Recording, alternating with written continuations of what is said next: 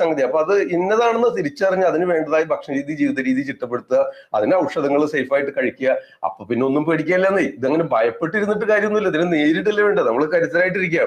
ഇനി എന്ത് ആലോചിച്ച് സങ്കടപ്പെടാം, എന്താലോചിച്ച് കരയാമെന്ന് മാത്രം ആലോചിച്ചിരുന്നിട്ട് കാര്യമില്ല. നമുക്കിതിന് മനസ്സുമായിട്ട് വളരെ ബന്ധമുണ്ട്. നമ്മൾ മെന്റൽ വിൽ പവർ ഉണ്ടെങ്കിൽ മാത്രമേ ഇതിനെ നേരിടാനായിട്ട് പറ്റുള്ളൂ. കാരണം എന്താ, നമുക്ക് ഒരുപാട് സ്ട്രെസ്സും ടെൻഷനും മൂഡ് സ്വിംഗിങ്ങും ദേഷ്യവും സങ്കടവും കുശുമ്പും ഉറക്കില്ലായും ശോധനയില്ലായും ഗ്യാസ് ട്രബിളും കോൺസ്റ്റിപ്പേഷനും ഇതൊക്കെ ഇതിന്റെ കൂടെ ഉണ്ടെങ്കിൽ ഈ രോഗതീവ്രത കൂടും, പെട്ടെന്ന് പരക്കും, മറ്റെല്ലാ സന്ധികളിലേക്കും പരക്കും. മനസ്സിലായോ? അപ്പൊ നിങ്ങൾക്ക് അത് കൂടുതലായിട്ട് നിങ്ങൾക്ക് ബെഡ് റിഡൻ ആവും. നമ്മുടെ മെന്റലി അപ്സെറ്റ് ആയി കഴിഞ്ഞാൽ കഴിഞ്ഞു. അപ്പൊ അതുകൊണ്ട് നമ്മൾ വളരെ പോസിറ്റീവ് തിങ്കിങ് ആയിരിക്കണം, എപ്പോഴും ഒരു ഹോപ്പ്ഫുൾ ആയിരിക്കണം, പ്രതീക്ഷ ഉണ്ടായിരിക്കണം.